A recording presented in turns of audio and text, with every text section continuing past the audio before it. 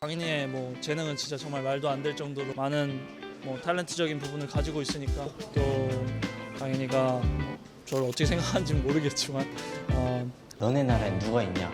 그럼 막 그 나라 선수들 이름을 다 대요. 그러면서 저한테 또 너네는 누구 있냐? 그래요. 그러면 우리 작년에 EPL 득점왕 하신 분 있어. 그러면서 막 그래요. 근데 그거는 그 친구들 인정을 해요. 어쩔 수가 없어요. 인정할 건 인정을 해야죠. 이강인은 싱가포르를 상대로 다른 차원의 활약을 펼쳤고, 한국 축구에 오래도록 존재하지 않았던 플레이메이커의 최종 버전을 제시했습니다. 상대가 약했다는 한마디로 표현하기 힘든 이유는 과거 아시아 예선에서 대표팀이 상대를 박살냈던 경기의 유형이 이번 과는 큰 차이가 있기 때문입니다. 윤정환이란 역대급 미드필더가 등장했던 시기 대표팀은 5백을 운영했었고, 수비보다 공격에 특화된 8번이나 10번 유형의 선수는 팀에 자리가 없었습니다. 결국 2002년 월드컵에서 윤정환의 출전은 없었고, 3선에서 더욱 역할했던 미드필더 유상철과 김남일이 중원을 지켜냈습니다. 한국에서 공격형 미드필더의 재능을 가진 선수가 등장하면 비운의 천재라는 호칭이 자주 붙었던 이유입니다. 3-4-3 포메이션의 공격형 미드필더는 중요하지 않았고, 학원 축구에서도 발빠른 윙어들에 비해 천재적인 10번 유형의 선수는 희소했습니다.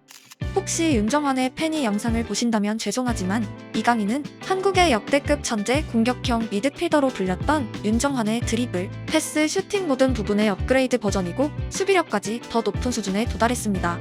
한국 대표팀이 더 이상 플레이메이커 유형의 이강인을 활용하지 않을 이유가 사라졌고, 지금의 이강인이라면 윤정환과 달리 히딩크 시절의 포메이션에서도 출전 가능했을 만큼 다양한 활약을 펼치고 있습니다.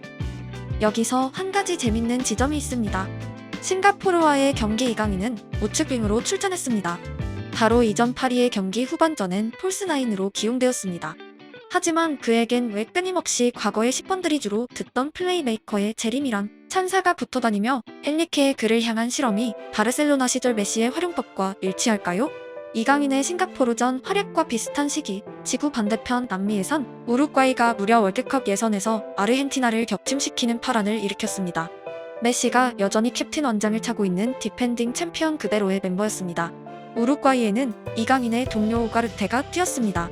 아르헨티나는 64%의 점유율, 12개의 슈팅, 85%의 패스 성공률을 기록하며 경기를 압도했지만 승부는 0대2 완패를 거뒀습니다. 수치만으로도 예상되겠지만 우루과이의 더블 볼란치 발베르데와 우가르테는 중원에서 거의 전쟁을 치렀고, 챔피언의 파상 공세를 막아내며 끊임없이 역습을 노렸습니다. 잠깐 용어에 대한 별점이 있습니다.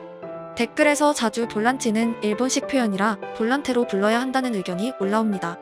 제가 영상에서 볼란치란 표현을 할 때마다 오르는 댓글입니다. 과거 축구 커뮤니티에 일본인들이 볼란테 발음이 어려워 볼란치로 불렀고, 그 단어가 그대로 한국으로 수입됐다는 가짜뉴스가 있었습니다. 그리고 그 내용을 지금까지 믿는 분들이 상당히 있습니다. 하지만 볼란치는 포르투갈어 발음이고 볼란테는 스페인어 발음입니다. 해당 단어는 포르투갈어를 쓰는 브라질에 의해 일본으로 건너갔고, 스페인어인 볼란테로 불러도 무리는 없습니다. 하지만 볼란치가 일본어라는 말은 완전히 틀린 정보이고 가짜뉴스를 경계해야 하는 이유이기도 합니다.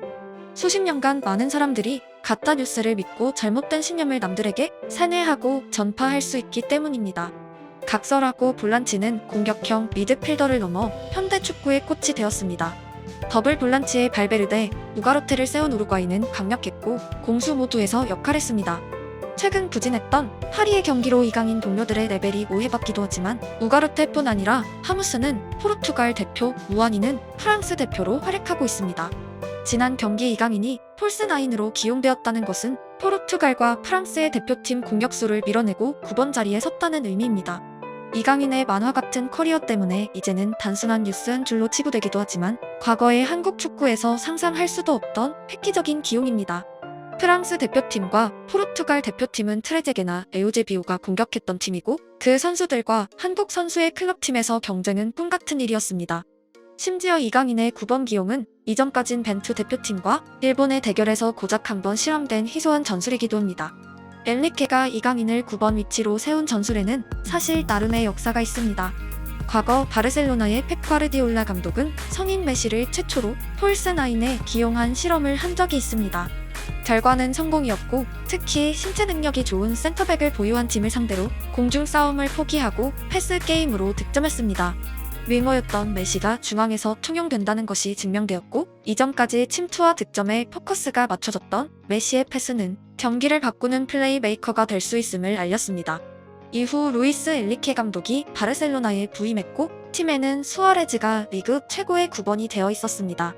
중원에는 샤비와 이니에스타라는 패스 마스터가 있었습니다. 메시는 오른쪽 윙어로 기용되며 본래의 활약을 이어갔습니다. 반전은 샤비의 이적으로 바르셀로나의 중원은 이전의 힘을 발휘하지 못했습니다. 메시는 다시 한번 중앙으로 기용되기 시작되었고 역시 팀의 차이를 제공했습니다. 엔리케가 이강인을 활용하는 방식은 바르셀로나가 메시를 실험했던 역사와 완전히 일치합니다. 둘의 능력은 절대 비교하지 않겠습니다. 나이와 경력에서 두 명은 다른 세대의 선수이기 때문입니다. 하지만 왼발을 쓰고 좁은 공간 드리블이 가능하며 패스가 정확하고 대신 공중볼엔 약점이 있다는 그들의 유형은 감독 입장에선 전술적으로 동일한 방식의 실험을 행하는 이유입니다. 이강인의 속도는 과거에 비해 단점으로 크게 묘사되진 않습니다. 하지만 파리의 역습 상황에서 음바페가 질주하는 순간 같은 화면에 이강인을 보면 누구나 알 수 있지만 이강인의 속도는 시간이 지나도 세계 최고가 될 수 없습니다.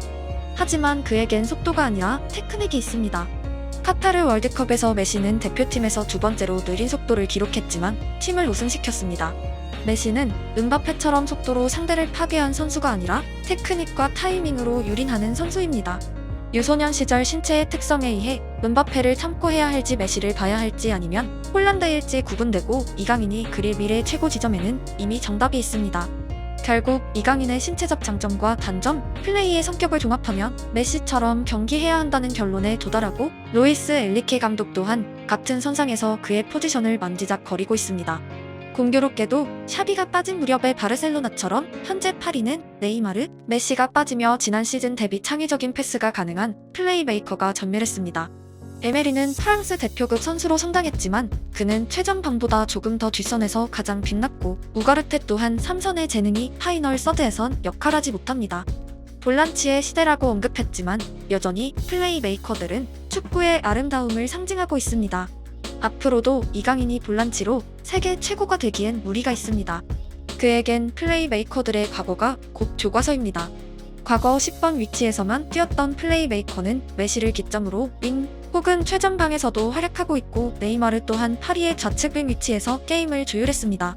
싱가포르전 이강인이 오른쪽 윙의 자리에서 공격의 기점이자 플레이메이커로 5골에 관여한 결과와 이야기는 겹쳐집니다. 현대 축구엔 과거 축구의 역사가 그대로 스며있고 이강인이 뛰는 모든 포지션은 전설적인 선수들이 수많은 모범 예시를 남겨두었습니다. 그리고 윙이 높은 최고 속도를 바탕으로 측면을 허물기만 하는 것은 이제 과거의 이야기가 되었습니다. 펩과 엔리케가 메시에 대해 공통적으로 말한 부분은 모든 포지션에서 경기가 가능하다는 것입니다. 메시는 센터백에 기용되어도 최후방에서 높은 볼소유를 바탕으로 플레이 메이킹을 시도할 선수입니다. 즉 그가 어느 위치에 서든 결국 경기 방식과 감독 입장에서의 목표는 완전히 동일합니다. 최근 경기마다 다른 위치에 섰던 이강인의 기용에 일부 팬들은 불만을 말하기도 하지만 그가 어디에서 최고의 활약이 가능할지는 여전히 감독들에게 실험 중에 있고 결과적으로 다양한 포지션에서 활약하게 된다면 이강인을 꾸민 세계 최고에 한 발짝 다가간다는 의미입니다. 축구팬으로서 메시와 역사를 함께 쓴 인물인 엔리케의 이강인 실험은 격세지감을 느끼게 합니다. 슛돌이 이강인이 그만큼 자랐다는 의미이고 TV로만 보고 동경했던 다른 세상의 이야기 속으로 슛돌이가 걸어 들어가고 있다는 뜻이기 때문입니다. 전 세계에 수많은 제2의 메시가 있었지만 내일은 메시를 윙에 세울까 중앙에 세울까 고민했던 감독이 직접 동일한 사고로 고민하는 22살의 선수는 많지 않았습니다. 슛돌이의 최종 지점이 어디가 되든 그의 과정을 지켜보는 지금은 우리 스스로를 축구의 악소국으로 규정하고 해외 선수를 우러러 봤던 시절을 순식간에 잊게 만드는 새로운 시대의 도래입니다.